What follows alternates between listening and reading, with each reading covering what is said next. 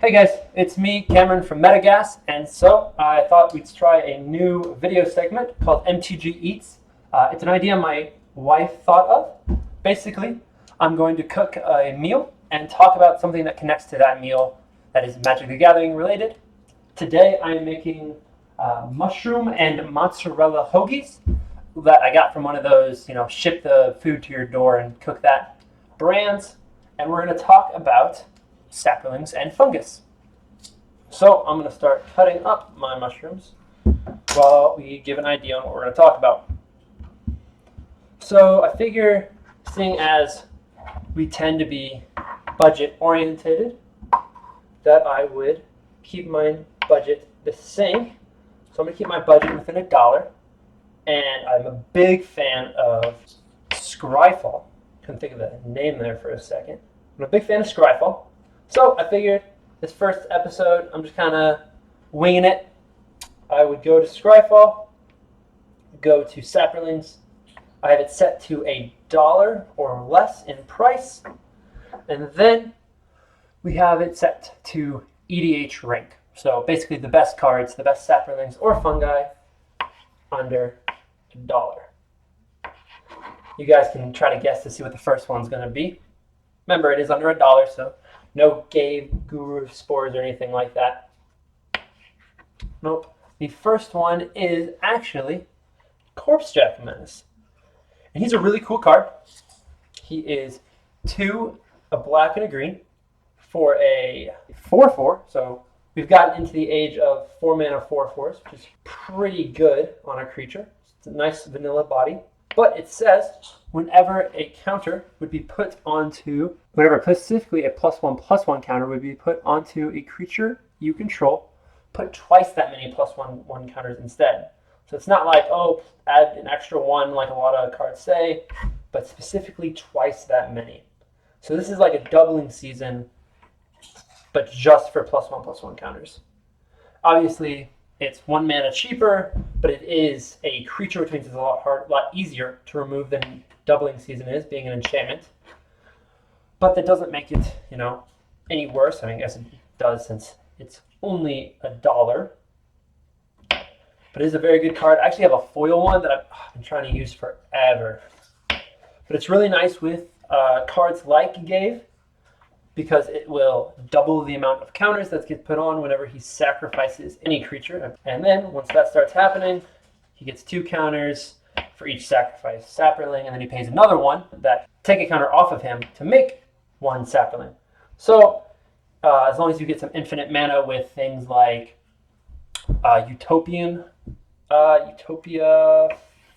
Thallid, I believe, you get to make 2. You usually get 2 counters for every 1 mushroom, and so it kind of goes on like that. The next card on the list, Sporemound. Landfall has been very popular these days. So Sporemound is a 5-mana 3/3, so it's clearly older than Corpsejack Menace, as that is not great stats. But it does say whenever a land enters the battlefield, create a 1/1 sapling creature. So generally how you're going to want to play this, obviously it's going to be in a landfall deck, though the sapling deck also likes it because you get really incremental value over time. A token deck wouldn't be bad for this either, even aristocrats, kind of. So basically you're usually going to want to play him actually on turn 6 because you want to play him and then play the land so that you get an immediate value, because you would hate to, turn 5, play, well, that is a chunky boy. You hate to turn 5, play him, and then someone remove him right away, because then you paid 5 to do absolutely nothing. So, but he is great for a budget landfall build, and landfall, thanks to the new Zendikar set, has been plentiful to the max. Is still terrorizing standard, but it's all good. That does not make this card any worse. In fact, it makes it better. Though there are better choices these days, like Scoop Mob does essentially the same thing, making a 1/1 insect. But once you have 6 lands, which is the turn I said you should play it, it starts making copies of itself, which is way better than our poor little Sporemound. you know, you make do with what you got. And like I said, he makes insects or copies of himself. So he's not going to be good in a sapling build like the Sporemound will be. So if you have a Gabe Guru of Spores, but still want to make a budget deck around him, even though he's a little pricey, Sporemound is a pretty solid include. And Gabe is going to get brought up pretty much every time. However, another budget commander, since we're all about budgets here, is actually the next card on the list, which is Slimefoot, the Stowaway. He is an uncommon legendary, because they started doing that in Dominaria, I believe. That it is one a black and a green, and it's a 2/3. And what it says is, whenever a sapling dies, each opponent loses 1 life, and you gain 1 life. And that is just asking for aristocrats to just go nuts with that. So basically what you're going to do, pretty easy, it's basically a Gabe Guru of Spores deck without having the combo engine in your command zone. Instead you have the finisher in your command zone, which is arguably just as good. I would say depending better, but that's a personal preference. It also has a really nice benefit that you can pay for and make a 1/1 green sapling. So you kind of get something out of it no matter what, which is nice. I'm going to cut through these potatoes that are going to get cooked alongside our hoagies. It's going to be pretty yummy, I hope. Well, I'm certainly not winning any cooking competitions with those, but I will do my best. So now we're going to cut this guy up in just a second.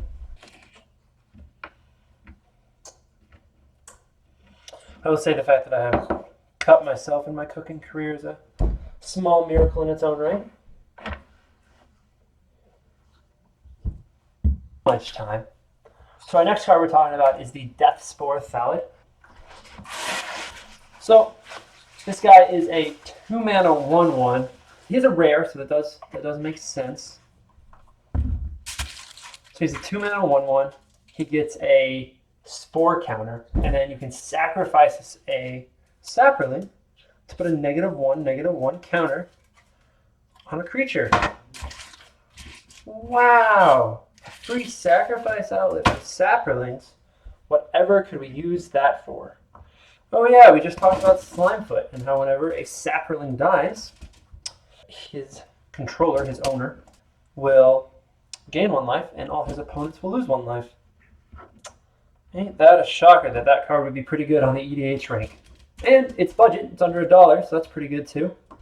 So we want the spice. The spices. Ooh, we have 2 kinds of them. Which one should we use? I think we're going to use this one because it is not as large. It's only 1 tablespoon. It says they're both only 1 tablespoon. But anyway, we're going to use this. We're going to put this on our potatoes.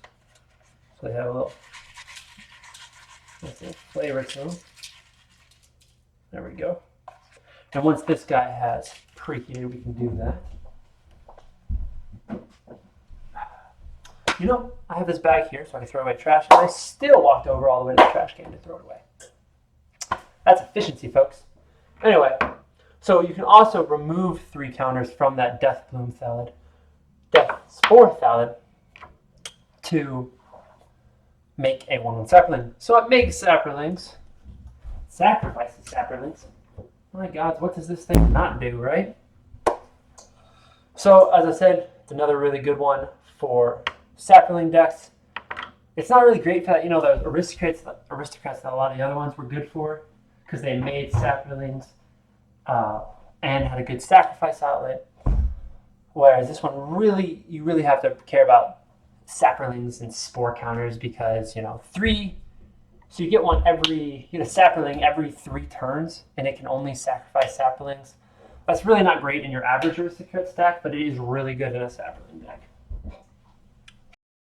Veggies. Smells like our thing is preheating, so that's nice. Our next card on the list is the Sporecrown Thallid. It's a 2-mana 2/2. So we've gotten better. We're at bear status. And this one's nice because it's a lord for Saprolings and fungus, which is pretty nice. Or transfer plate. It's only kind of crazy here. It's all good. So, we're going to drizzle olive oil over here.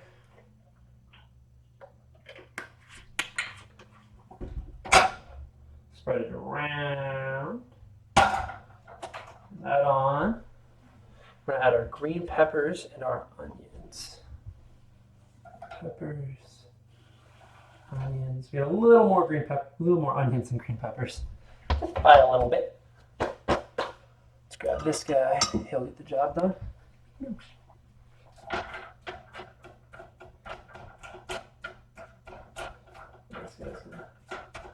guys are going to start cooking. While that's cooking, we're on to our next one. So the Lord was nice. It's good for sapling decks. Obviously not really great for a lot of other things because you need saplings for it to buff. Otherwise, it's just a 2-mana 2/2, which is great if you're like drafting. 2-mana 2/2s, nothing wrong with that in a draft. But obviously, it does a lot better when it has other sapling friends to make stronger and fungus friends. And our final guy is the Thallid Soothsayer. So we got a lot of saplings in Dominaria that kind of helped with that sapling theme, but also were budget. So if you want to make a budget deck with Slimefoot instead of that more expensive one with Gave, that was possible and it wasn't like really hard on your wallet. So this guy is a 4-mana 2/3 and is pay to sacrifice a creature, draw a card. That is very nice. That works in those Aristocrats decks. Obviously there are some much better choices like the, oh my gosh, the Viscera Seer. Viscera Seer is better. Obviously it doesn't draw you a card, but it's, you don't have to pay anything to sacrifice it. But there are better choices. This one works in the fungus sapling deck because it is a fungus. See, now it's on. So that's a good sign. So we're going to toss this guy in here. That guy's going to go for 20 to 25 minutes.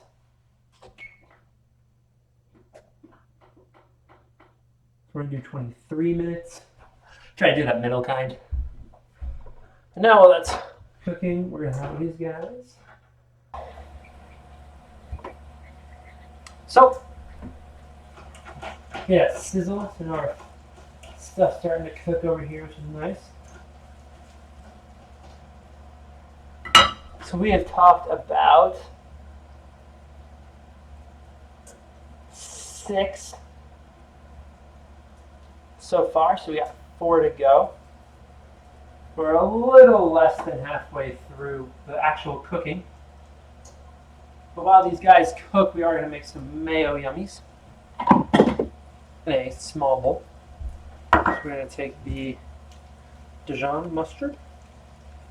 And while we do that, we're going to talk about Thallid Shell-Dweller. So it's a 2-mana 0/5 with Defender. So all you wall decks, aren't you guys excited? Technically Defender decks.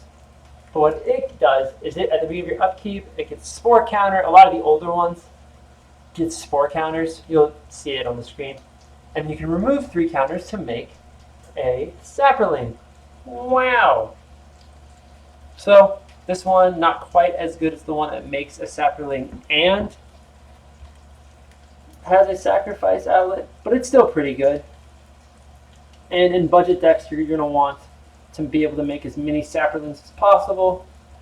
So like this would be great in a budget Slimefoot the Stowaway. It's under $1. It makes Saprolings, and it's a nice body, 2-mana 0/5. It's going to block really well while you try to build up that army of Saproling friends. An army of friends, you know. You know how it be. Oh, an onion escaped.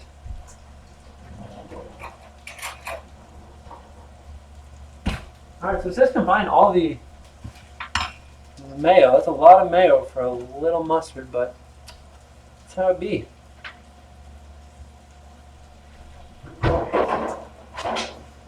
So we're going to toast the baguettes. And while we toast the baguettes, we'll talk about Sporesower Thallid. Bet you can guess what it does. Maybe of your upkeep, you get a spore counter. And then you can spend 3 spore counters to, what do you know, put a 1/1 green Saproling onto the battlefield. It is a 2 and 2 green. And that's a 4/4. So if you want your Saproling deck to really go off, you're going to want a lot of things that make Saprolings. So it is no surprise that over half of the creatures we've talked about so far somehow find a way to make Saprolings. Oh, now this one's interesting. Our next card is the Sporoloth Ancient. It's 3 and 2 green.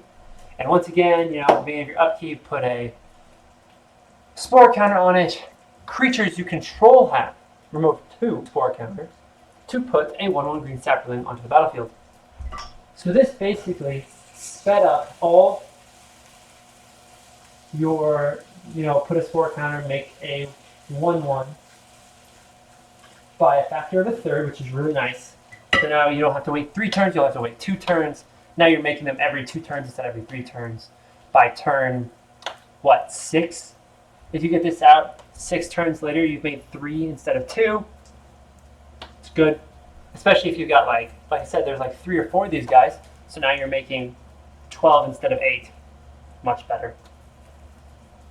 It's also a 5-mana 4/4, which is not great stats, but nothing to scoff at. We're just waiting for these veggies to finish cooking, and then we'll toss the mushrooms in where they were. Our next card up is the Thallid Germinator. It's 2 and a green. Once again, at the beginning of your upkeep, you put a counter, a Spore counter, and then remove 3 to make a Sapling. But this one has a sacrifice outlet as well. But its sacrifice outlet says target creature gets +1/+1 till end of turn. Obviously not nearly as good as the black one, the Deathspore Thallid. But when you're making a budget Sapling deck, you want to have as many of those sacrifice outlets as possible, and if your sacrifice outlet also happens to make Saprolings, that's even better. So this is definitely one I would include in a budget list of a Saproling deck for Commander, but also probably one that would get taken out first once I get some of those more expensive Saprolings, more expensive fungus to get added in.